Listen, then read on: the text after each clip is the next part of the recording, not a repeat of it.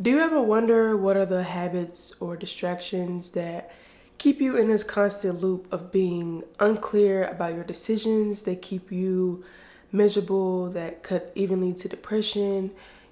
Those habits that just keep you in a lack mindset, that keep you from performing at your absolute best, whether that's in your relationship, at your job, in your household.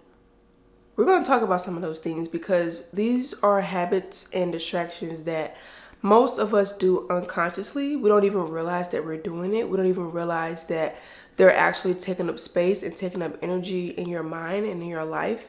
We don't usually see until years later how much it negatively affects you.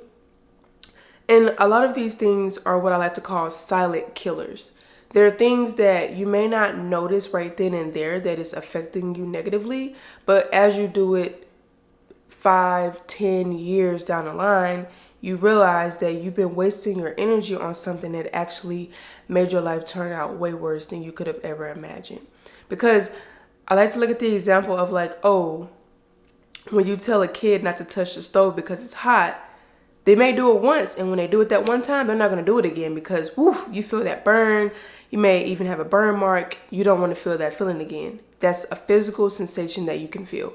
But with some of the things that I'm going to talk about, it doesn't affect you right then and there. So you don't think that it's negatively it's causing negative things in your life at that moment and as you move down the line into your life. So like I said, it can be 1 year, 5 years, 10 years. It just depends on whatever the habit is. So we're going to talk about some of those things just quickly, briefly, just so you guys are aware of those things that what I like to call weaken your spirit. So I do have a couple scriptures that I want to read. After I read them, I do want to give a little disclaimer, but first I'm going to read the scripture. It's from Galatians chapter 5, verses 19 through 23. When you follow the desires of your sinful nature, the results are very clear. Sexual immorality, impurity, lustful pleasures, idolatry, sorcery, hostility, quarreling, jealousy, outbursts of anger, selfish ambition, dissension, division, envy, drunkenness, wild parties, and other sins like these. Let me tell you again, as I have before, that anyone living that sort of life will not inherit the kingdom of God. But the Holy Spirit produces this kind of fruit in our lives: love, joy, peace, patience, kindness, goodness, faithfulness, gentleness, and self-control. There is no law against these things. The disclaimer is that I'm not saying that you're a sinner. I'm not saying that you're a bad person if you indulge in any of the things that I'm about to say. But it is something to note that these things, these habits, these external things do have a negative impact on you. I don't care what anyone says. They have a negative impact on you. And I'm not saying I haven't done any of those things. This is why I'm able to speak about it, because I've experienced it and I understand how these things really can be to your detriment. Right? If you are aware of it right now, you will know that it's affecting you right now. But for most people, they don't realize it's affecting them until years down the line. So just want to get a little disclaimer. This is not to make you feel like you're a bad person or you're not a child of God or whatever the case may be. It's just to make you aware of the fact that these things are not fruits of the Spirit. These things will not lead you to fulfilling the fruits of the Spirit. Nor is it in alignment with you mastering yourself and becoming the best version of yourself. As I like to say, my content is not for people who are just like taking life day by day, who are not intentional, who are not wanting to be the best version of themselves. I make content for people who are already at a certain level in life, or they're even trying to get to a higher level, or to where I am in life, where you're very aware of your surroundings, you're very aware of your habits, of your mindset, and you're just trying to take control as much as you can while also living in a flow state, while also having faith. So let me get a little disclaimer. It's for people who are really trying to make changes in their lives. This is not for people who are just, especially with the things I'm going to mention, you may not agree with what I'm going to say, but it is what it is. So I have a list of about eight or nine things that we're going to touch on. So these are all habits and or distractions that weaken your spirit. And when I say weaken your spirit, I mean they keep you from being in alignment. They keep you from thinking clearly. They keep you procrastinating. They keep you just not having control over yourself, your thoughts, and your actions. First thing, this is all about food and what you consume physically. Sugar, fast food, alcohol, any substance use. If you are addicted to sugar, which is something that I have experienced and something that I'm still working on, sugar, fast food, if you are a heavy drinker, if you take any type of substance, you are weakening your spirit, because the more you do those things, the more it's shooting off that dopamine. And listen, dopamine is good to a certain degree, but you guys, a lot of people are really throwing off their whole dopamine system to the point where you're consistently seeking dopamine. It's like you're consistently seeking a high.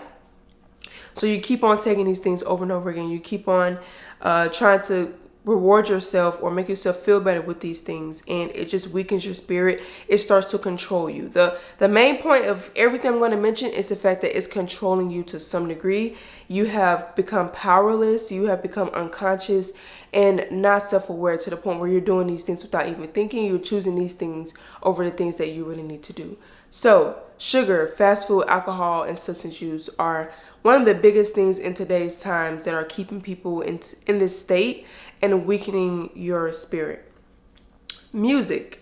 Music is a big one, especially now. I think a lot of people are starting to wake up and realize that the music that is being produced is not coming from a good place. It's about control. It's about keeping people in this low frequency with the stuff that's being talked about.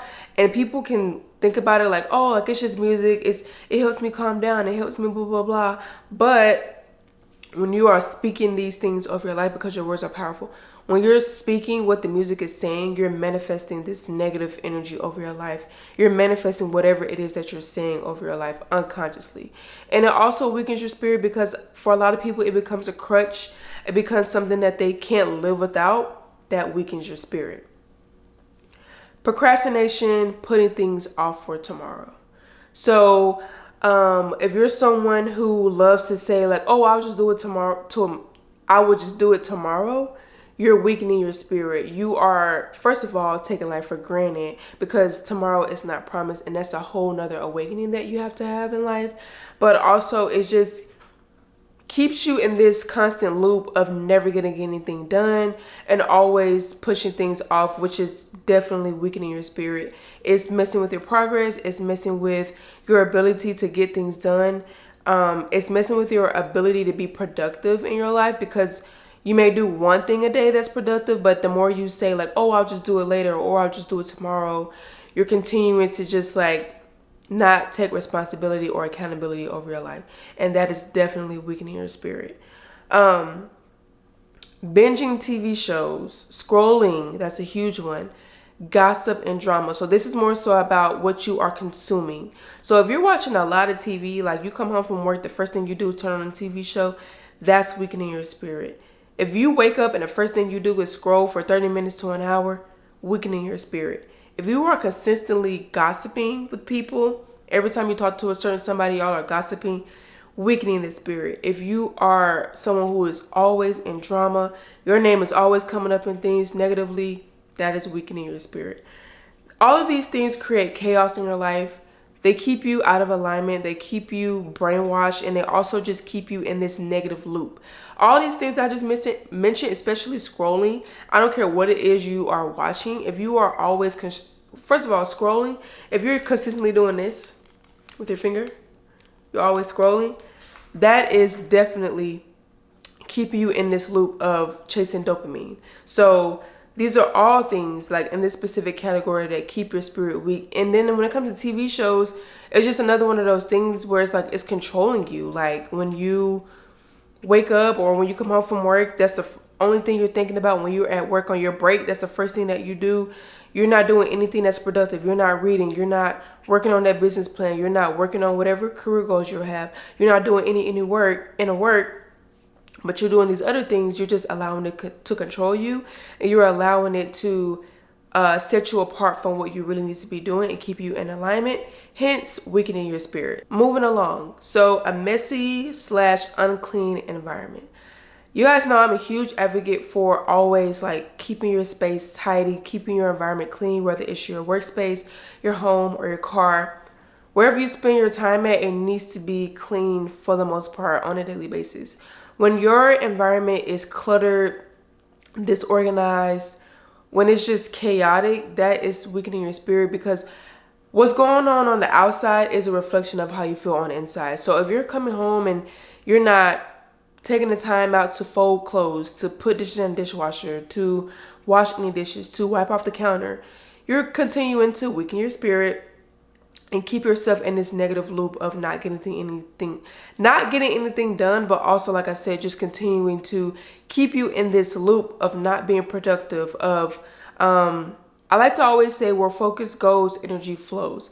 So if you're not focused on like keeping your space clean, or as I mentioned, if you're not focused on not procrastinating, if you're not focused on listening to high level content, but you're focused on all these other things, that is where all your energy is going to go into, and that is just going to keep manifesting into your life in different ways. So if you don't clean your environment, if you don't keep your space tidy, you're not putting energy into it, it's just going to continue to build up over time, and that is just going to cause you to end up hoarding one day, or you're going to have is it disorganized or unorganized?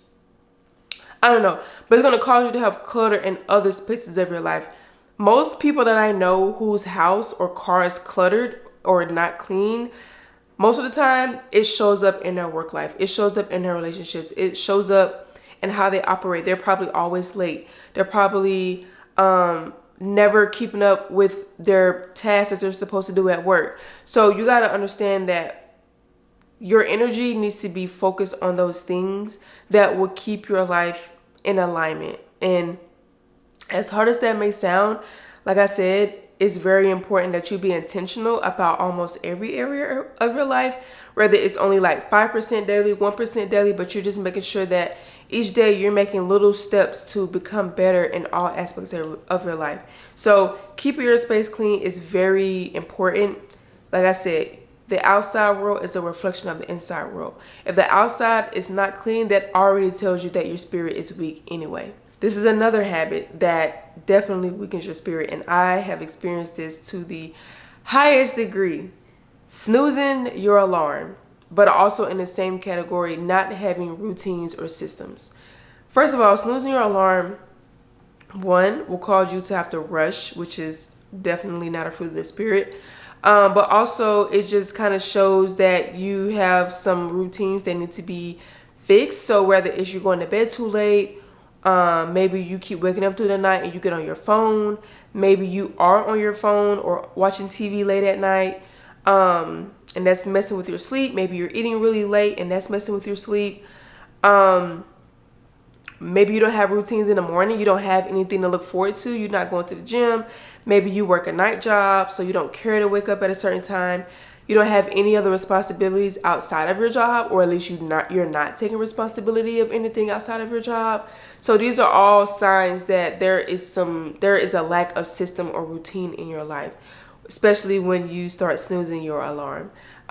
So you want to make sure that you're not letting that become a habit. You want to stop it as soon as you become aware of it, because the more you do it, the more you will keep doing it, and the more you will just be out of alignment, and the more you will cease to have good routines or systems in your life, which will then prevent you from making any progress in your career, in your household, with any of the responsibilities that you may have in your life. So this is another distraction or habit that definitely weakens your spirit. This is a huge one. And this is all have to do with your mindset. So stressed out, overthinking, comparing yourself to other people, having low confidence, and not taking action, analysis paralysis. Your mind is so powerful. The way you think about yourself and your life dictates what actions you do or don't take. So if you don't believe in yourself, if you're always seeking validation, if you are overthinking about things to the point where you don't take action, you are weakening your spirit. And it's kind of sad to say, because like I said, the mind is so powerful, but that's why all of these things indicate that there is something wrong on the inside. If you are always overthinking, you have low self-confidence, there's something that's going on wrong up here that needs to be fixed. So maybe you need to go to counseling /therapy. Maybe you need to start journaling. Maybe you need to set small goals that you know you can reach to help build your confidence and self-trust. Maybe you need to stay off social media because you're comparing yourself too much to other people. Maybe you need to actually sit down and write down what your goals are and what small things that you can do to actually reach those small goals. But either way, the way you think dictates the actions you do or do not take. So what you have to do is really address your mindset, address those thought patterns that came from your teacher, your family members, your friends. Wherever these negative thoughts came from, you need to address them and become aware of the fact that those are not your thoughts. Those are not how you feel about yourself or how you feel about life, and also get to the core of who you really are and what you really believe in, so that you can start to take action and look at life from a different perspective. Otherwise, these things will continue to weaken your spirit. God doesn't want us to be weakened in spirit. He doesn't want us to be someone with low confidence. Like I said, he wants us to be kind. He wants us to be joyful. He wants us to be at peace. But being stressed out, anxiety, overthinking, comparing yourself, none of these things will lead to peace. None of these things will lead to joy. So you want to make sure that you are doing the inner work and getting to the root of those negative thought patterns so that you can produce some of these fruits of the spirit. And then lastly, this is something that I had to really work on too, is overworking. And it's something that I still struggle with because I'm still working on understanding the energy of money and understanding that money is just not about how many hours you clock in. It's about the energy and your value. And so the world has brainwashed us into thinking that we have to work 40, 50, 60 hours a week in order to be wealthy, but that's definitely not the case. So overworking is a habit. It's a survival mode tactic, and it's definitely not a fruit of the spirit. It causes you to, one, like I said earlier, having selfish ambition. It can become adultery. And it just keeps you off track of being in alignment, because we are supposed to rest. Luckily, I don't work on Sundays. I love that. But sometimes that's my only off day. At least it was in the past. And so that day was being filled full of, doing chores around the house, grocery shopping, meal prepping, things of that nature. So was I really resting? No. It's important that you don't overwork and you give yourself time to rest, to breathe, to do the inner work, to go to the gym, to do those things that actually fill your spirit, and not just working, only being led by the bills and the money. And don't get me wrong, I get it. It is expensive out here. The value of things, or the price of things, have gone up. And it has become a little harder for a lot of people to just survive and make ends meet. I get that. But as you start to work on the fruits of the spirit and you start to do inner work and healing, you learn that a lot of the things that you were indulging in or allowing yourself to do is not in alignment of you becoming wealthy, of you, becoming stable with your finances. And so it's not until you do the inner work when you really start to break a lot of these habits and let go of a lot of these distractions and these different thought patterns that are not serving you and weren't meant to serve you. So really quickly, I'm just going to go back over these things that weaken the spirit. Like I said, sugar, fast food, anything that's quick consumption or convenient, those things are definitely weakening the spirit. And I will like to add, when it comes to weakening the spirit, it's about not having delayed gratification.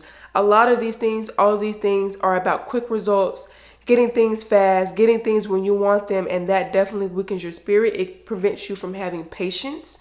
And so when you're not patient, you will do anything to get what you want right in that moment, and 9 times out of 10, it's not good for you. So fast food is a great example of that. Sugar is a great example of that. Alcohol, drug use, all of those things, the music, the TV shows, all those things are great examples of things that do not allow you to have delayed gratification. So sugar, fast food, music, these things weaken your spirit, especially negative, toxic music. It also causes you to have these negative thoughts, which is why I said that it weakens your spirit. Procrastinating, putting things off for tomorrow. Like I said earlier, binging the TV shows, gossiping, scrolling on social media. That's a huge one that we're all becoming aware of. Having a messy environment, snoozing the alarm and not having routines or systems. Being very stressed out, easily stressed out, not understanding that in life you're going to have issues, and it's important that you learn how to respond to them instead of letting your reaction control how you operate.